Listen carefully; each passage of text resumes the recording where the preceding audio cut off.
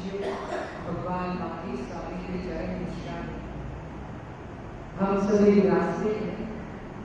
भगवान जिनेन्द्र की पावन देशना जिन्वाई जगत कल्याणी आचार्य भगवान पूज्यपाद स्वामी ने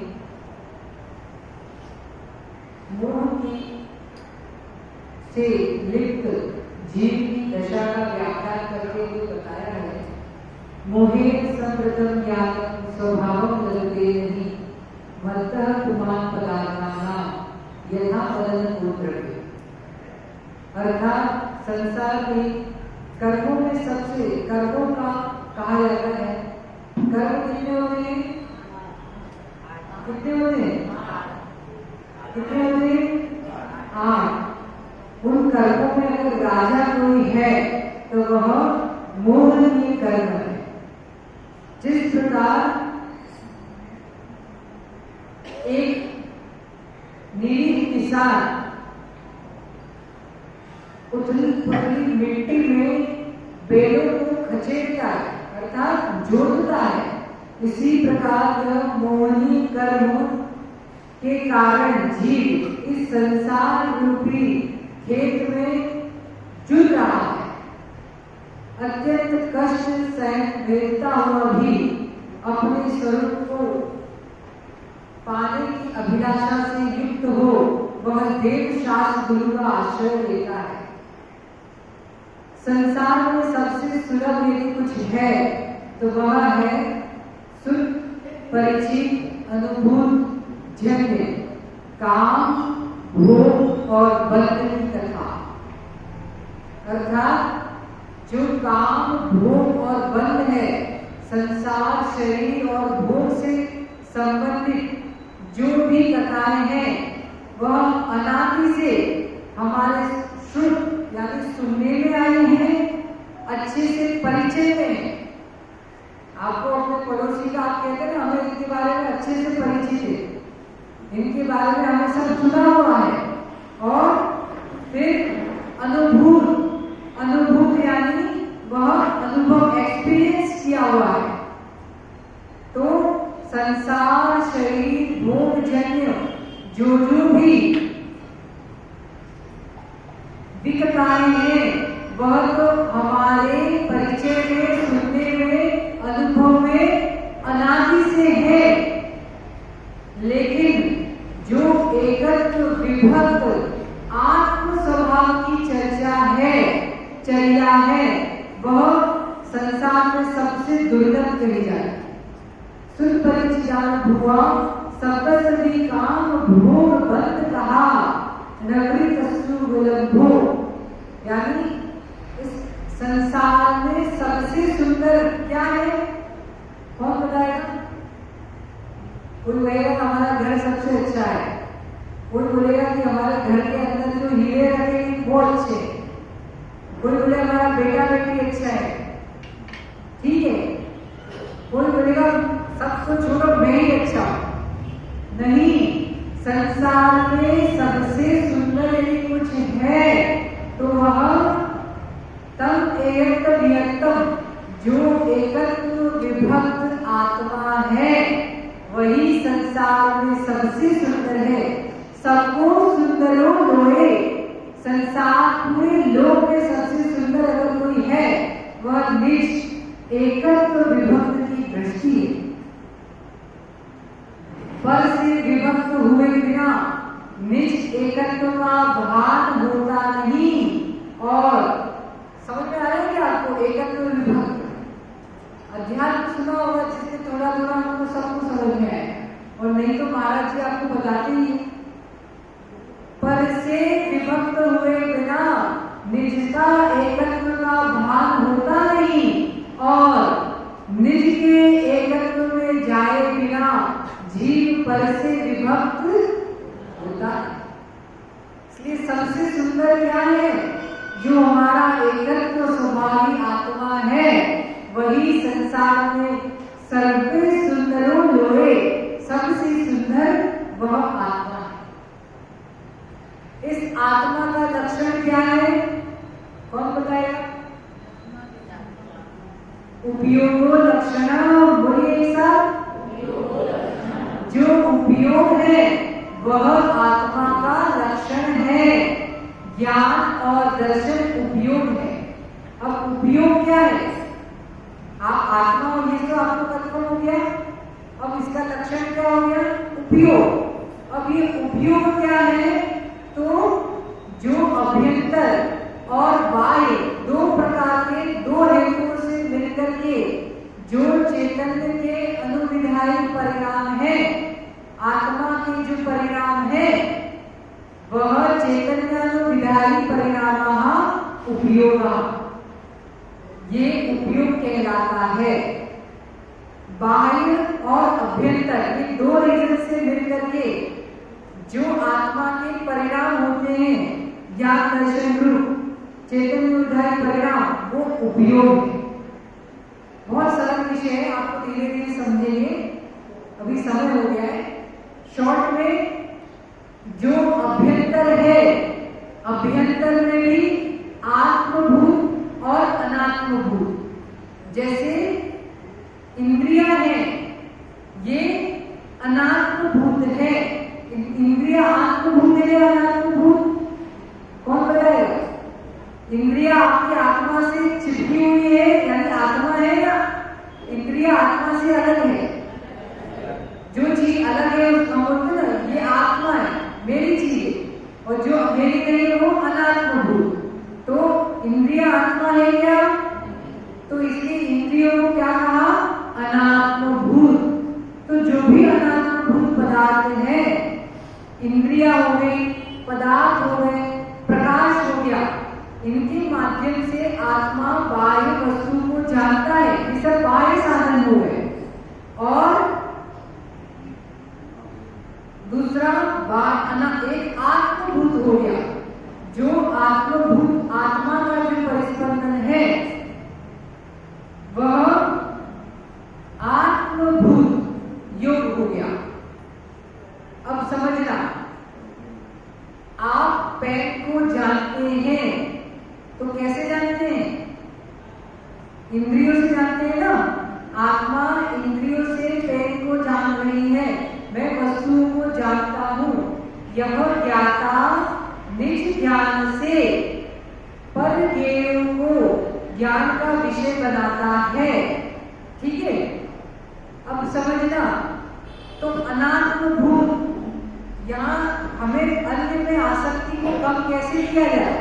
आप कहते हैं ना कि ये हमारी बात नहीं मानते, या इतना तीव्र आसक्ति है कि वो पर द्रव्य में कुछ भी हलचल हो, लेकिन दुख हमें होता है। तो हम क्यों दुख हो रहा है? अज्ञानता के कारण दुख हो रहा है। अज्ञान पूरे दुख से हमने आत्मभूत और अनात्मभूत में अंतर नहीं किया, इसीलिए दुख हो रहा है। तो इस दुख को मिटने का उपाय क्या है?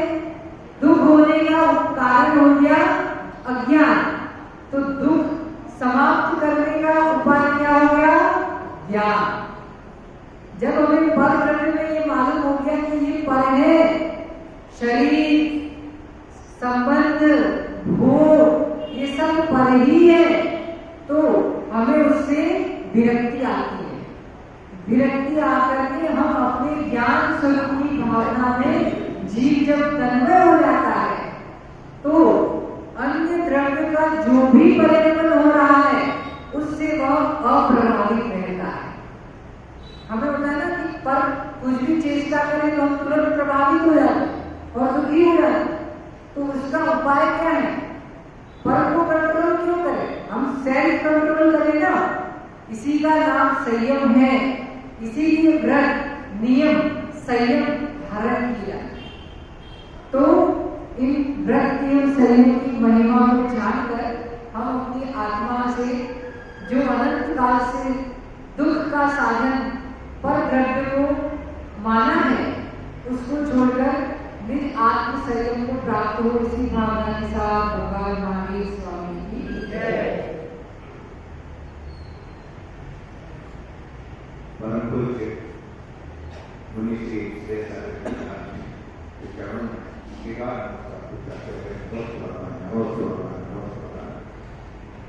और कि अपने रचना से परंतु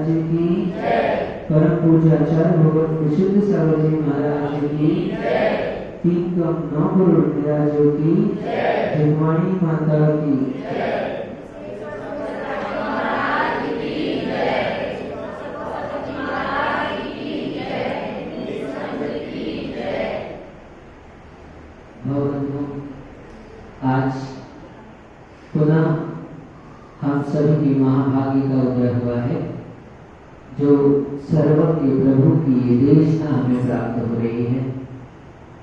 दुर्ले जीव हैं जिन्हें इन देशना का लाभ मिल पाता है, और उन विरले जीवों में भी विरले जीव होते हैं जो रुचि पूर्वक उसका श्रवण करते हैं, उसका पान करते हैं। भोगों की रुचि तो अनादिकाल से बनाई हमने। यूं तो मुख के द्वारा अंजलि लगाकर कई बार पान किया हमने, लेकिन आचार्य भगवान कहते हैं कि तुम अपने दोनों हाथ को मिलाकर अंजलि बनाते हो और फिर पीते हैं। अब तो साधन दूसरे हैं, तो हम साधनों का प्रयोग करते हैं, लेकिन कोई राहगीर है, आपने देखा होगा, प्यासा हो, हाँ, रास्ते में चल रहा हो, खूब तीव्र गर्मी हो, उष्णता हो, प्यासा हो और पानी कहीं पे बहता दिखे तो क्या करता है? तो दोनों अंजलि लगाकर पान करता है और तृप्त हो जाता है। सारी थकान उसकी दूर हो जाती है और अब आगे का मार्ग दिखाई देने लगता है और मंजिल तय करता है। ऐसे ही आचार्य भगवान कहते हैं, आप जिह्वाणी का पान करो। कैसे? दोनों कर्ण की अंजलि बनाकर, दोनों कर्ण की अंजलि बनाकर उस पिपासु व्यक्ति की तरह यदि आप जिह्वाणी का पान करते हो तो निश्चित तौर पर आपको आगे मोक्ष मार्ग दिखाई देगा और आप उसमें बढ़ जाओगे। और प्यास नहीं लगी है तो कोई बात नहीं है। तो फिर इसलिए जो रुचि पूर्वक सुनता है वो भव्य जीवन और भविष्य का भगवान है। हम नहीं कह रहे, आचार्यों ने लिखा है,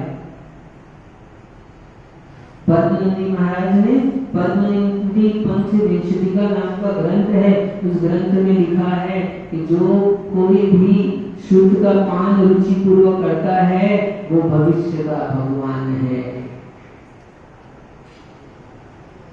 शुद्ध के माध्यम से ही हमको वस्तु स्वरूप का बोध होता है।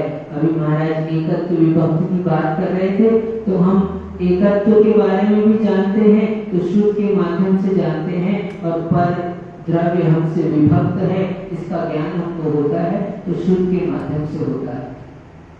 आज तक भी मंत्री जी जिसने अपना कल्याण किया है तो शुद्ध को प्राप्त करने के कारण ही किया है। बिना शुद्ध के किसी के नेत्र, हाँ ये नेत्र क्या है? आचार्य भगवान कहते हैं ये नेत्र हमारे कांच के गोले। खेलने के बच्चों के देखे आपने, क्या क्या कहते हो आपके, देखा कि नहीं? आजकल नहीं खेलते, आजकल वो खेल तो बंद हो गए, आजकल तो उंगलियों से खेलते हैं बस, ठीक। तो कांच के घंटे होते हैं, हाँ। तो ये नेत्र यदि आपने देवशास्त्र गुरु के दर्शन में नहीं लगाए तो समझ लेना ये आपके नेत्र कांच के गोले हैं। ये कर्ण यदि आपने जिनवानी सुनने में नहीं लगाए तो समझ लेना क्या है, हाँ विदूषक के कान क्या है? सूपे की तरह है। देखा है सूपा क्या कर रहा है? सूपा, हाँ सूपा तो फिर भी अच्छा है, वो जो काम का है उसको रख लेता है और जो काम का नहीं है उसको बाहर कर देता है। लेकिन हमारे कान क्या है? सूपे की लायक भी नहीं है, सूपा कहने के लायक भी नहीं है। हमारे कान तो क्या करते हैं? उल्टा काम करते हैं, है ना? उल्टा करते हैं ना। और नहीं तो कह रहे कोई दो कान मिले हैं, क्यों दिए भगवान ने दो कान? इधर से सुनो, इधर से निकाल दो, है ना? इसलिए दिए ना दो कान। अरे नहीं सुनो, बहुत अच्छी बात, मुख कितना दिया? एक। और कान कितने दिए? दो। क्यों दिए दो कान? बोलो कम, सुनो ज्यादा।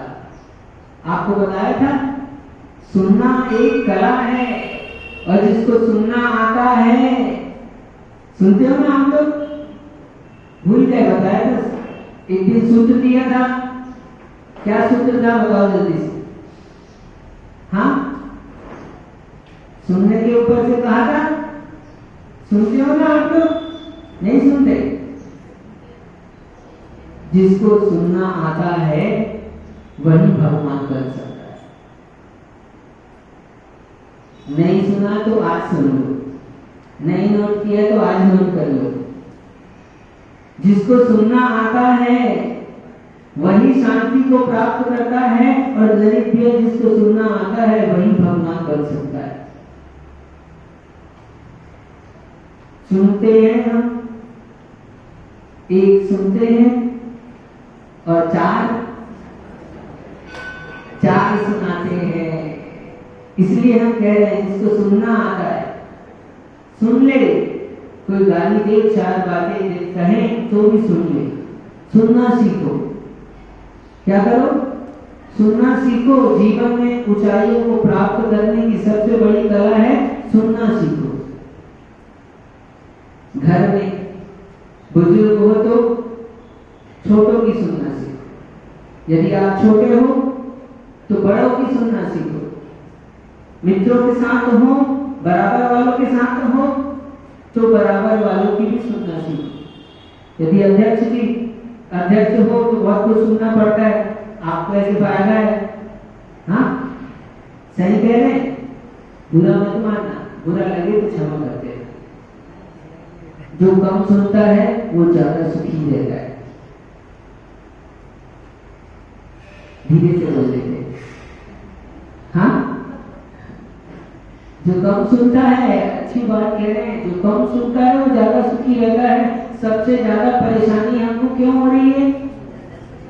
हम ज्यादा सुनते हैं ना। अभी सुनाएंगे आपको, फिर दोपहर में फिर आओगे, फिर सुनोगे, फिर शाम के फिर आओगे, फिर सुनोगे। तो ज्यादा सुन रहे हैं। हम 1 महीने से जसपुर वाले लगातार ज्यादा सुन रहे हैं कि नहीं? तो परेशानी खड़ी हो रही है। हाँ,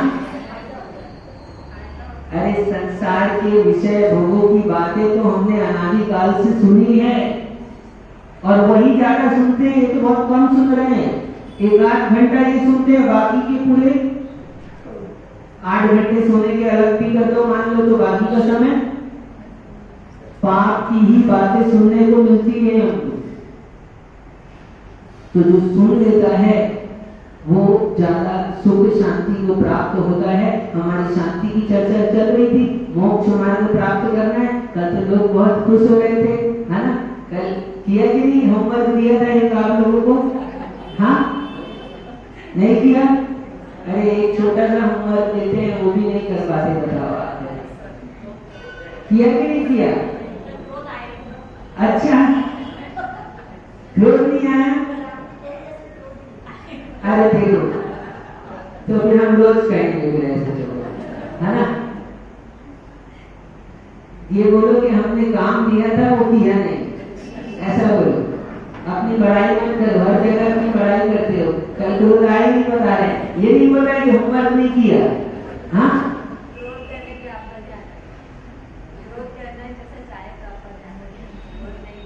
अरे तो क्रोध की चर्चा चल रही थी हम लोगों की। हम क्रोध को समझने का प्रयास कर रहे थे, और क्रोध को नहीं समझेंगे तो अपने आप को नहीं समझ पाएंगे। क्या अपने आप को समझना है तो ललित क्रोध को समझना जरूरी है, और क्रोध को समझना है तो अपने आप को समझना जरूरी है। तो क्रोध की चर्चा में कल हमने देखा था कि क्रोध से बहुत सारे क्या होते हैं? नुकसान होते हैं। कुछ नुकसान तात्कालिक होते हैं, तुरंत अपने को दृष्टिगोचर होते हैं, और कुछ नुकसान तात्कालिक नहीं होते, राजेंद्र, भविष्य में दिखाई देते। लेकिन वो नुकसान हुआ किससे है? वो आपके ही क्रोध के द्वारा हुआ है। आप जब कभी भी ये कार्य करोगे, आत्मा से विपरीत जो भी कार्य किए जाते हैं, वो सारे के सारे कार्य हमको नुकसान पहुंचाते हैं। अब वो नुकसान कब पहुंचाते हैं? कुछ तात्कालिक तुरंत में पहुंचा देते हैं, कुछ नुकसान तुरंत दिखाई देते हैं, और कुछ नुकसान हमको अस्थायी रूप से बाद में दिखाई देते हैं। परंपरा से कहें तो क्रोध के नुकसान तो हमको समझ में आ गए। अब हम चाहते हैं कि हमारा नुकसान ना हो। कितने लोग चाहते हैं? चाहते हो? हाँ, सब लोग चाहते हैं कि आपका नुकसान हो कि नहीं हो। अरे नुकसान होगा तो नया फिर दूसरा कमाई करोगे ना। हाँ, एक नुकसान होगा तो कमाई करेंगे, थोड़ा नुकसान होता है तो ज्यादा कमाई करते हैं ना। नुकसान की भरपाई करना है। थोड़ा सा नुकसान होता है, हम क्रोध की कचाई की भी ज्यादा कमाई कर लेते हैं। तो हम कह रहे थे क्रोध हम क्यों करते हैं? कब आता है गुस्सा आपको? आपकी कोई बात नहीं सुनता है तो हम इस क्रोध की चर्चा में कल हमने पहली बात कही थी कि मान की पुष्टि नहीं होती हमारे। किसकी? मान की पुष्टि नहीं होती तो हमारा क्रोध आ जाता है। हम कहते हैं कि उसके कारण आया है, दूसरे व्यक्ति के कारण से आया है, ये नहीं होता तो मेरे को गुस्सा नहीं आती। और चाहते क्या है? वो सामने से चला जाए, वो दूर हो जाए, वो हट जाए। बाहर के साधनों को कितना भी हटाते रहो, क्योंकि जो चीज बाहर नहीं है, क्रोध कहाँ आता है? कहाँ आता है क्रोध? बाहर से नहीं आता, क्रोध भीतर से ही आता है। तो हम बाहर की कितने भी साधनों को व्यवस्थित करते रहें, हटाते रहें, बनाते रहें, हमारा क्रोध उससे जाने वाला नहीं है, ठीक होने वाला नहीं है। तो पहली बात क्या कि हमारे मान की पुष्टि नहीं होती है तो क्रोध आता है। मूल बात समझना, हमने मान की इच्छा रखी है, यदि वो इच्छा ना हो तो आपको क्रोध नहीं आ सकता। मान की पुष्टि नहीं होगी तो क्रोध आता ही रहे, लेकिन वास्तव में क्या है, उस मान की पुष्टि की हमारी इच्छा है, हम सम्मान चाहते हैं। सम्मान नहीं होता तो क्रोध नहीं आता। सम्मान यदि नहीं होने से या होने से क्रोध का संबंध होता तो मान लो एक का सम्मान किया है और आपने आज एक का सम्मान किया, मान लो लड़की आया, सम्मान हुआ, कल को फिर आएंगे आप और मान लो कल को आपका सम्मान नहीं हो पाया कोई कारण से, तो आपको गुस्सा आएगा। ठीक है, आप तो दृष्टांत मान लो, समझना बात को। क्या क्यों आया गुस्सा? सम्मान नहीं हुआ, इसलिए यदि गुस्सा आता तो सम्मान तो इतने सारे लोगों का नहीं हुआ। ठीक, तो आपको गुस्सा आना चाहिए था। नहीं आ रही बात, समझ में नहीं आ रही? क्या आ रही है कि नहीं आ रही? बोलो, आ रही है? बहुत अच्छे से समझना। हम उनकी बात नहीं कर रहे हैं, हम कह रहे हैं आप देख रहे हो, आपने कहा आपको गुस्सा आया। क्यों आया गुस्सा? उसने सम्मान नहीं किया। सम्मान नहीं करने के कारण से गुस्सा आता होता तो सम्मान तो इतने सारे लोगों का नहीं हुआ, उन सबको गुस्सा आना चाहिए था। सबको आया क्या? आपको ही आया ना?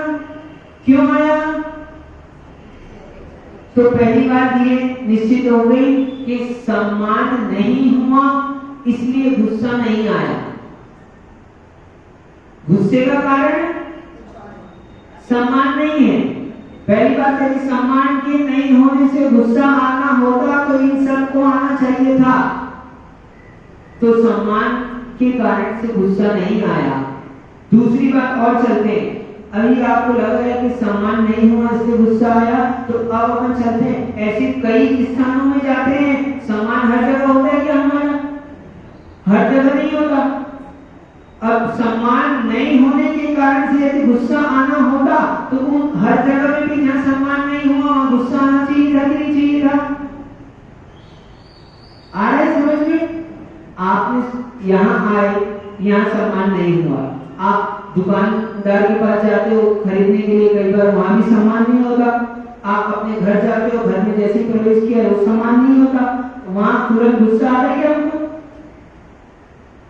तो वहां गुस्सा नहीं आता। तो सम्मान के कारण से गुस्सा नहीं आया, उस व्यक्ति के कारण से गुस्सा नहीं आया, उसने तिलक नहीं लगाया इसलिए गुस्सा नहीं आया, उसने बैठने को कहा नहीं इसलिए गुस्सा नहीं आया।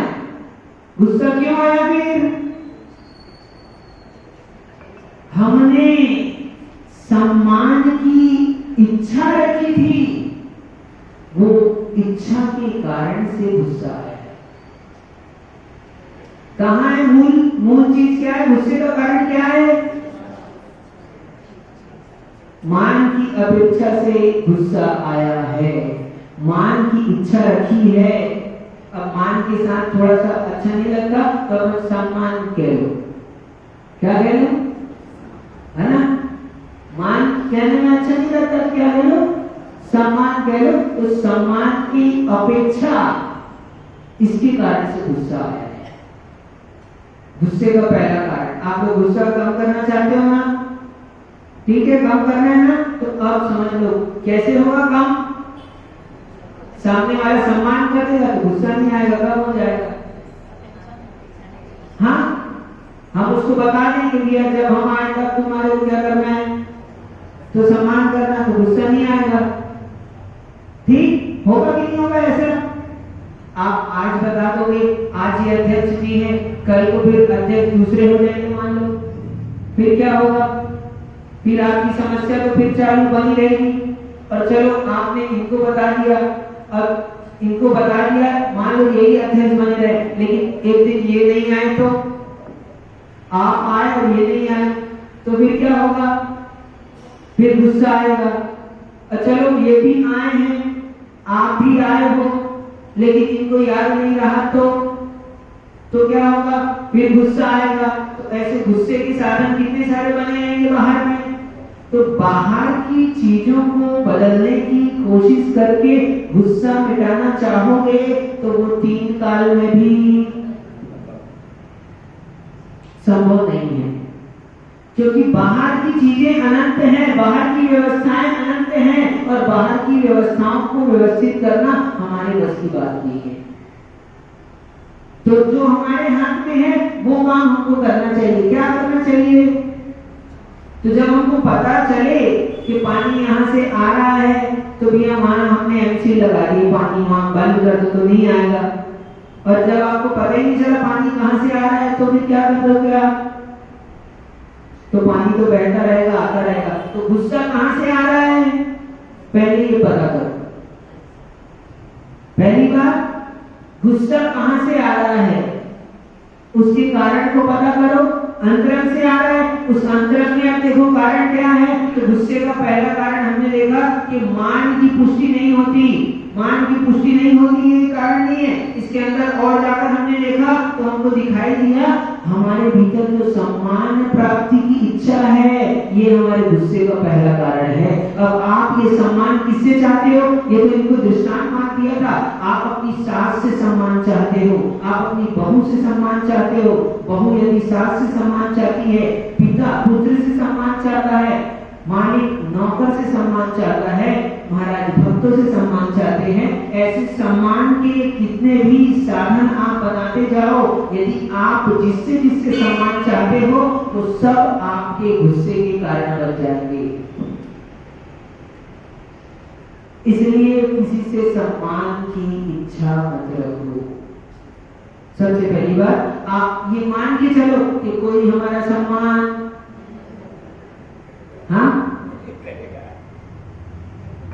करे या ना करे, कोई करता है कि नहीं करता इससे मतलब नहीं है अपने को। फिर दूसरे तरह गुस्सा प्रारंभ हो जाएगा। तो कोई करता है कि नहीं, हमको किसी से सम्मान नहीं चाहिए। क्या कौन करेगा कौन नहीं करेगा इसकी बात नहीं, हमको किसी से चाहिए नहीं। तो जब हमको चाहिए नहीं तो तुम दे दो। तो वो क्या है, वो एक्स्ट्रा चीज है हमारे पास में। ठीक है, मिल गया तो ठीक, नहीं मिला तो आ गए तो अच्छी बात, नहीं आए तो और अच्छी बात है ना। मेहमान है घर में, आ गए तो मेहमान आ गए तो संजय भैया मेहमान आपके पास बहुत मेहमान आ रहे बाहर से, लगातार लोगों का आना जाना लगा है यहाँ पर, परेशान हो रहे हो आप लोग, हो रहे कि नहीं? तो मेहमान आए तो अच्छी बात, और नहीं आए तो बोलो जल्दी से, नहीं कह रहे तो चलो जाने दो। और गुस्सा में चलते हैं तो हमारे को सम्मान ना मिले तो अच्छी बात, और मिल जाए तो और अच्छी बात। तो ठीक है, नहीं मिले तो उसी में संतुष्ट रहो। इच्छा नहीं करोगे अंतरंग से किसी के भी प्रति, तो फिर हमारा गुस्सा अपने आप कम हो जाएगा। एक साधन तो कम हो जाएगा ना। क्या इसमें किसी से अपेक्षा मत रखो, सम्मान की इच्छा मत रखो, बिल्कुल भी मत रखो। और आज के समय में तो बिल्कुल भी मत रखो। आज के समय में जो सम्मान देता है ना, वो भी सम्मान कैसा है, वो ऊपरी है। कैसा है वो? बाहर का है, वास्तविक नहीं है, अंतरंग से नहीं है। आप लोगों की नहीं कह रहा हूं, ये तो मैं यहाँ देख कर आया हूं, या फिर जो है ना, ये अनुभव की बात है। आप दूसरा ऊपरी काम करता है ऐसा मत करो, आप स्वयं कैसे करते हो ऐसा देखो। हम लोग देते हैं कई लोगों को सम्मान, हम भी देते हैं। आप लोग आते हो तो सम्मान देते हैं, संजू भी आए तो सम्मान देते हैं, अध्यक्ष जी आते हैं तो महाराज भी देते हैं, सम्मान देते हैं कि नहीं देते? आशीर्वाद के रूप में देते हैं। कैसे देते हैं? तो आशीर्वाद के रूप में, तो हमको पता है ऊपरी हो जाएगी कितना। किसी को अंतरंग से देते हैं, किसी को कई बार कोई रहता है बार बार नमोस्तु महाराज, नमोस्तु महाराज, नमोस्तु महाराज, हम स्वाध्याय कर रहे हैं और वो लगा है नमोस्तु नमोस्तु नमोस्तु। तो तो अब फिर क्या होता है, अंदर से निकल कर आता है कि ठीक है। हाँ, तो ये ठीक है भले ही कहा है, लेकिन ठीक नहीं होगा। तो हम जानते हैं ना, इसलिए बता रहे हैं। तो आप सब जानते हो, आप लोग जिसको सम्मान देते हो तो कैसे देते हो? तो जब आप दूसरे को ऐसा देते हो तो आप जाते हो कहीं पे तो आपको कैसा मिलता है? हमने कहा था कल, एक बहुत गहरी बात समझना, जैसा इस प्रकृति में आप दोगे वैसा का वैसा लौट कर डॉक्टर साहब इस प्रकृति से आपको मिलेगा। यदि आपने ऊपरी सम्मान दिया है तो आपको भी अब यहां मिले चाहे कहां मिले, कहीं पे मिले, सोच लेना क्या। तो जैसा आप दोगे वैसा रिटर्न सिस्टम है पूरा। यहाँ पर कोई भी चीज, क्योंकि जितनी सामान है उतने के उतने ही हैं, जितने जीव हैं उतने ही हैं, जितने पुद्गल हैं उतने ही हैं। कभी एक की संख्या पुद्गलों की बढ़ती नहीं, कभी एक की संख्या जीवों की बढ़ती नहीं, वो बस चेंज हो जाते हैं। तो ऐसे ही हम जो कुछ भी चीज उत्पन्न करते हैं वो प्रकृति में रहती है और वो लौट कर हमको वापस प्राप्त होती है। तो आपने मनोज भाई ऊपर से सम्मान दिया तो ऊपर से ही सम्मान मिला है। अब कौन सा चाहिए? कौन सा चाहिए? अभी भी चाहिए ही बोल रहे हो? अरे इतनी देर से क्यों समझा? अरे अब चाहिए निकाल दो दिमाग से। ओहो, बुरी मेहनत गई भैंस। अच्छा, जाएगी कि नहीं जाएगी? मेहनत बेकार तो पक्का? हाँ, मुझे विश्वास है मेरी मेहनत बेकार नहीं जाएगी। जो मैं ऊपर से दे रहा हूं वो सब बेकार जाएगा, जो अंतर से दे रहा हूं वो कुछ भी बेकार नहीं जाएगा। आप अब ये भी मत सोचो कि अंतर से सम्मान मिले।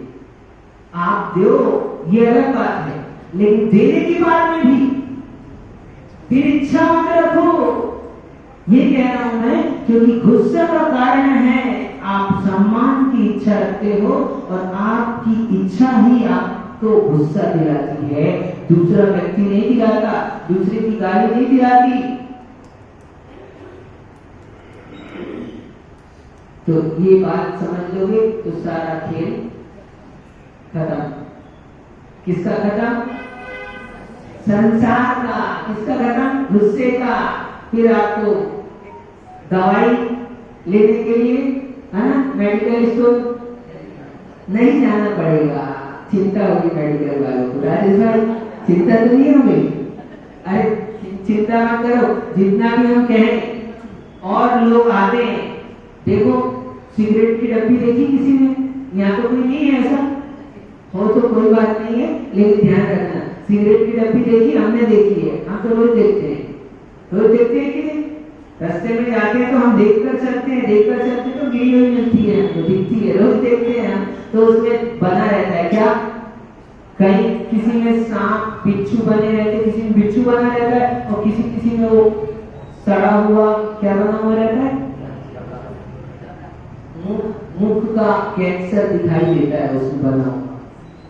तो सबको बता दिया जाता है, हमने सबको बता दिया, समझा दिया, इतने में खत्म नहीं हो जाना है खेल। ठीक है, बता तो सबको पता रहता है कि बीड़ी पीने से, सिगरेट पीने से कैंसर होता है, सबको बता दिया हमने, टिप्पल दिया। गुस्सा करने से कैंसर होता है, गुस्सा करने से क्यों होता है? लेकिन फिर भी क्या होगा? जिसको समझ में आता है उसी को समझ में आता है, बाकी को आता है और चला जाता है। ये लोग बता रहे थे महाराज ने क्यों काम क्यों किए? तो इधर से सुनो और इधर से निकाल दो। काम की बात के लिए ऐसा मत करो। काम की बातें इधर से सुनो और इधर से उतार लो। ठीक है, ऐसे नसें सब जुड़ी हुई है, हमारे हाथ में है। अंतर में रुचि होती है तो बात इधर से निकलकर इधर चली जाती है, और रुचि नहीं होती यहाँ पर तो वो रुचि नहीं है। रुचि ही तो अंदर भेजती है, बीच में है रुचि, यहाँ पर रुचि है हमारी, अंतरंग में रुचि है। रुचि है तो वो बात को क्या करती है, वो सुनते हैं और अंतरंग चली जाती है। और रुचि नहीं होती है तो क्या होता है, वो बात सुनते हैं तो है और वो इधर से निकल जाती है, क्योंकि अंतरंग भेजने का काम क्या है, रुचि है। किसी की गाली सुनते हैं तो अब सुनना है ऐसे, कैसे, रुचि से, है ना। तो क्या होगा, बोलो जल्दी से, क्या होगा अमित भाई, गाली दे कोई, है ना, मान लो तुम काम में लगे हो, समाज के काम में तो सुननी पड़ती, समझो भी गाली सुननी पड़ती ना अध्यक्ष जी। तो कोई गाली दे तो सुनना कैसे अपने को, हाँ हाँ, बस इतनी सी बात समझ लो, कैसे सुनना है अपने को, यहाँ से सुनना है और निकालने की जरूरत नहीं हो तो अपने आप निकल जाएगी। निकालने वाला कौन है, नहीं निकालने वाला कौन है, हमारा इंटरेस्ट, हमारी रुचि। यदि आप रुचि लेते हो तो सुन के अंदर चली जाएगी, और आप रुचि नहीं लेते हो तो आपको कोई करने की जरूरत नहीं है, अपने आप ही वो बात भी चली जाएगी, वो आदमी भी चला जाएगा। ठीक है, तो जब कोई तुमको गाली दे तो क्या करो, पहली बार, हाँ बस रुचि मत लो, ठीक है। तो रुचि नहीं लोगे तो ये भी, इससे भी क्या होगा, तुमको क्रोध नहीं आएगा। तो सम्मान की इच्छा मत रखो, और किसी की गालियां, किसी के अपशब्द, किसी के बुरे वचन रुचि पूर्वक मत सुनो, सुनने के लिए सुनो। जैसे प्रवचन सुनते हो ना, हाँ जैसे प्रवचन सुनते हो ऐसे सुन लो कि थोड़ी देर के लिए प्रवचन दे रहा है, क्या, है ना। कभी सास देती है बड़े बड़े प्रवचन, है ना, कभी बहू देती है प्रवचन, लेक्चर कहते हैं आपकी भाषा में, हम प्रवचन कह रहे हैं, इतना सा अंतर है थोड़ा सा, ठीक है। तो अब रुचि से नहीं सुनना, तो क्रोध से बचना है तो पहले मान की इच्छा नहीं रखो। दूसरी बात, आगे चलते हैं, अपन चले, चलो अभी तो चलो। क्यों होता है क्रोध, आई बात समझ में, ये पहली बात। दूसरी बात, अब आप मायाचारी के कारण से क्रोध, समझना थोड़ा गहरी बात, मायाचारी के कारण से क्रोध। एक, हमने गलत काम किया है, हमने गलत काम किया है, अब उस गलती को छिपाने के लिए हम दूसरे पर क्रोध कर रहे हैं, ये मायाचारी के कारण से क्रोध। अपनी गलती को छिपाने के लिए क्रोध करेंगे तो वो क्या समझेगा, वो दब जाएगा, और वो दब जाएगा तो क्या होगा, हम उसको नहीं डराना चाहते हैं, हम अपनी गलती को छिपा रहे हैं, छिपाने के लिए क्रोध। आप एक बात याद रखो, आप कोई भी काम करते हो वो छिपता नहीं है।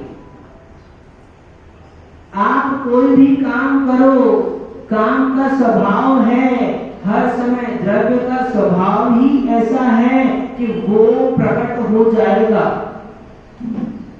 क्या, किसके ज्ञान में, सामने वाले के नहीं तो किसी न किसी के ज्ञान में वो बात प्रकट हो जाएगी, क्योंकि वो प्रकट होने के स्वभाव वाली है। द्रव्य का ऐसा स्वभाव है, द्रव्य के अंतर्गत ऐसी शक्ति है, उसका एक धर्म है, प्रमेयत्व नाम का उसका गुण है, जो अपने आप को व्यक्त कर देता है।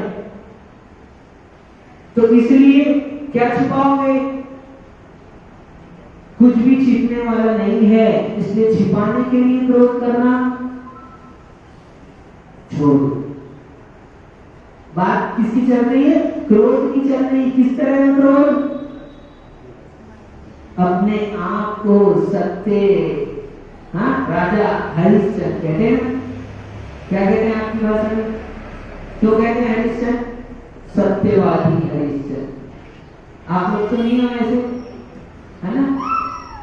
अब इसको नाम को भी देखो, अच्छा खासा नाम सत्यवादिता के लिए प्रसिद्ध है, लेकिन व्यंग्यात्मक रूप से प्रयोग करते हैं, बड़ा सत्यवादी, बड़ा हरिश्चंद्र बन रहा है। क्यों बन रहा है हरिश्चंद्र, तो आप मायाचारी का क्रोध, और मायाचारी का क्रोध में दो तरह का समझना, एक तो आप अपनी मायाचारी छिपाने के लिए कर रहे हो, और दूसरा एक मायाचारी का क्रोध मायाचारी के रूप में क्रोध कर रहे हैं। क्रोध नहीं है, मायाचारी कर रहे हैं, क्रोध की मायाचारी, क्या दिखावे का क्रोध। ये दिखावे का क्रोध भी धीरे धीरे दिखावे का नहीं रहता, सत्य रूप को धारण कर लेता है। आपने थोड़ा सा बच्चों को सिखाया ना, हाँ, उनको डराने के लिए, उनको शांत करने के लिए आपने धीरे से क्रोध किया है, मस्ती नहीं करना, एक, तो ये क्या हुआ? ये एक अलग तरह का क्रोध है, ये मायाचारी जो क्रोध है, लेकिन यही क्रोध धीरे धीरे क्या होगा, ये सत्य रूप में आ जाएगा कि मायाचारी का क्रोध वास्तविक क्रोध में बदल जाएगा। तो इससे भी बचो। उनको बच्चों को समझाना है, बात बतानी है, स्पष्ट कहो। बहुत समझदार होते हैं, सब समझते हैं। जो भी बात है स्पष्ट समझाकर बताकर कहो, उनको जैसा है वैसा समझाओ। सत्य बोलोगे तो कुछ 4 झूठ कम बोलने पड़ेंगे, और एक झूठ बोलोगे उसके पीछे क्या होगा, 10 झूठ बोलने पड़ेंगे, और वही झूठ आपके लिए क्रोध का कारण बनता है। तो क्रोध से बचना है तो जितना झूठ कम बोलोगे उतना क्रोध कम होगा। सत्य बोलने से क्रोध का नाश। पहली बात सम्मान की इच्छा मत रखो, दूसरी बात मायाचारी का, तीसरी बात लोभ के कारण से क्रोध सबसे अधिक खतरनाक है, और सबसे ज्यादा क्रोध आता है हमको इसी कारण से। क्यों आता है क्रोध? अब दिन भर के रूटीन में याद कर लो, कल आया था कि नहीं आया था, तुमको नहीं आता, उसको ज्यादा आता है, हमको नहीं आता है ना, इनको ज्यादा आता है। इनको पहले नियम दो महाराज क्रोध का, बहुत क्रोध करते हैं कि नहीं करते, है ना? तो आपको क्रोध आता है तो देखो क्रोध क्यों आता है। अभी देखो कई लोगों को हो सकता है इसको देखकर क्रोध आने लगे, है ना, कुछ को आ रहा होगा, तो आप इच्छा मत करो। हाँ, वो तो अपने में मस्त है, अपन अपने में मस्त रहो, क्यों परेशान हो? थोड़ी देर के लिए छोड़ दो, ठीक है? अभी अपन समझा सकते हैं क्या? अभी नहीं समझा सकते, और अभी नहीं, कभी नहीं समझा सकते, ठीक है? तो समझना बात तो ठीक है, जहाँ जरूरत होगी वहां जरूरी भी होता है, पूरा की निषेध नहीं समझना, लेकिन मूल बात समझना क्या कह रहे हैं। हर समय आप समझाने की इच्छा करोगे तो भी वो क्रोध का कारण हो जाएगी, तो ज्यादा इच्छा मत करो, छोड़ दो उसको थोड़ी देर, अपने आप थोड़ी देर के बाद में क्या होगा, वो समझ जाएगा। और अभी नहीं समझेगा, जब करने की इच्छा है, जब वो काम को ना करे, उस काम से अलग हो जाए, तब आप उसको पिछले वाले काम के लिए समझा दो कि जो काम तुम थोड़ी देर पहले कर रहे थे, उस काम को ऐसे नहीं करना चाहिए। उस समय तो उसको काम की धुन लगी है, उस समय आप समझाने की कोशिश करोगे तो समझ में नहीं आएगा उसको। तो क्या करो, थोड़ी देर छोड़ो, दूसरा जब काम करे तब बता दो। ये क्रोध से बचने का तीसरा उपाय सब उपाय चल रहे हैं, है ना? तो अपने को क्रोध नहीं करना। अब तीसरे तरह का लोभ का क्रोध सबसे ज्यादा होता है। लोभ का क्रोध, हमको किसी चीज का लालच होता है, किसी चीज का लोभ होता है, और वो चीज हमको नहीं मिलती है तो क्रोध आता है। क्या हमको कोई सामग्री चाहिए, इसमें सभी बातें आ गई, हमको जो चीज चाहिए और वो ना मिले तो क्रोध आता है। छोटे छोटे से बच्चों को देखो कैसे व्यक्त करते हैं, और बच्चों के अंदर क्रोध नहीं होता ऐसा नहीं है, बहुत ज्यादा होता है, बहुत ज्यादा होता है। और एक बार आपने एक चीज की पूर्ति कर दी तो अब एक के बाद इच्छाएं हैं, तो आपने जो अंतरंग से चाह बना के रखी है, पहले तो सम्मान की चाह थी, अब सम्मान की चाह को अपन ने अलग कर दिया कैटेगरी में। अब किसी भी वस्तु की चाह है आपके अंतरंग में, वो आपके क्रोध का कारण है। जैसे मान में लगाया था वैसे यहाँ लगा लेना। विस्तार में कर रहा हूं अभी आपके लिए। आपके मन में इच्छा बनी है हमको सामग्री मिल जाए, नहीं मिलेगी तो क्या होगा? वो दे दे हमको, नहीं देगा तो क्या होगा? तो ये लोभ के कारण से, तो अपने लोभ को कम करो। किसको कम करो? लोभ को कम करो। इच्छा मत रखो। जैसे मान की इच्छा के लिए मना किया था, ऐसे कोई भी चीज की इच्छा तो बनेगी, लेकिन जितनी कम करोगे इच्छा, उतना क्रोध कम होगा। अब हमको क्रोध कम करना है ना, तो क्रोध कम करने के लिए क्रोध पे मत जाओ। कहां? दूसरे के पास मत जाओ, दूसरे को मत समझाओ। क्या करना है अपने को? कहां लगाना है दवाई? बोलो जल्दी से, कहां लगाना है? अच्छा, आप समझ गए, अच्छे से बोल रहे हैं। कितना जल्दी समझदार है, देखो कितने लोग। जसपुर के लोग, राजेश भैया बहुत समझदार है। कहां लगाना है दवाई? जहां लगी है, हाँ, जहां लगी है, घाव में लगाना है। कितना अच्छा शॉर्टकट में बता दिया। कहां लगाना है? घाव में। तो क्रोध मिटाना है, तो कहां है क्रोध? कहां है क्रोध? अपने अंतरंग में। कहां से आता है? अंतरंग से आता है। और अंतरंग से आता है तो अंतरंग में ही उसकी दवाई। कहां है दवाई? कौन सी दवाई है? इच्छा का अभाव, ये है क्रोध की दवाई। सारी समस्याओं का समाधान एक रामबाण दे रहे हैं आपको। डॉक्टर साहब देते हो ना रामबाण औषधि, तो ये रामबाण औषधि आपके लिए है।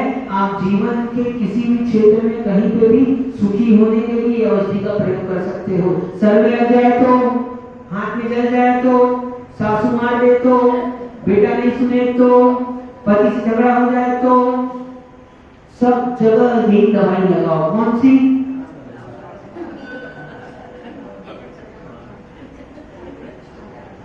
इच्छा का अभाव करो और सुखी हो जाओ। इच्छा मिटाओ और सुखी हो जाओ। बोलो सूत्र, बोलो जल्दी से आज का। सुखी हो जाओ। राजेश भैया सुपर दवाई आप लिख देना दुकान के सामने, ठीक है? चिंता मत करो दुकान चलेगी कि नहीं चलेगी। अरे पुण्य होता है तो सब चलती है, पुण्य नहीं होता तो कुछ भी नहीं चलता, है ना? हाथ नहीं चलता, दुकान क्या चलेगी? हाँ, तो इसके पुण्य पर विश्वास रखो, बाकी चिंता मत करो। लिख देना क्या? इच्छा मिटाओ, सुखी हो जाओ। बोलो जोर से, इच्छा मिटाओ, सुखी हो जाओ। हाँ, अब मिटाओ नहीं कहो, अब अपने लिए लो, इच्छा मिटाऊं और सुखी हो जाऊं। ऐसा बोला बेटा। बोलो जोर से, इच्छा मिटाऊं। हाँ, किसको सुखी होना है? सबको होना है। हाँ, कैसे होंगे सुखी? पूरे शास्त्र का सार बता दिया है आपको। अब इतना सारा शास्त्र पढ़ने की, हाँ सही कह रहे हैं। यदि सीख लिया ये सूत्र जीवन में, अंतरंग चले गया यहाँ से, हाँ, तो सुखी हो जाओगे, पक्का सुखी हो जाओगे। ये सुखी होने का उपाय है। इच्छा मिटाओ, सुखी हो जाओ। जो क्रोध और पूरा कर देते हैं, नहीं तो और इसके विषय में और ऑपरेशन करेंगे तो कुछ निकल कर आएगा। अब एक होता है क्रोध, और कभी बात करेंगे इसको पूरा करके, है ना? कल क्रोध की चर्चा नहीं करेंगे, अपन करेंगे क्या? मन होगा तो करेंगे। सुनो, एक व्यक्त क्रोध होता है और उस व्यक्त क्रोध से ज्यादा खतरनाक होता है अव्यक्त क्रोध, ठीक है? जो भी मायाचारी का बताया था ना, ये उसी की कैटेगरी में आता है। ऊपर से तो क्या है, आइए आइए बैठिए, ऊपर से तो क्या है, हाँ आइए बैठिए। और अंतरंग से उस दिन मन पढ़ाया था, मन को पढ़ने का यंत्र दे दिया था, आशीर्वाद एक जने को, तो वो लौट कर मेरे पास आया, वापस बोले महाराज अपना आशीर्वाद वापस ले लो, नहीं चाहिए। क्यों? हाँ, क्यों नहीं चाहिए? क्योंकि बहुत नुकसान हो रहा है। आप लोगों को नहीं चाहिए ऐसा असर हुआ। तो जो अव्यक्त क्रोध है वो ज्यादा खतरनाक है। इसका मतलब क्या करें? व्यक्त करने तुरंत, वो भी खतरनाक है। ठीक है, तो अव्यक्त से भी बचो, व्यक्त से भी बचो।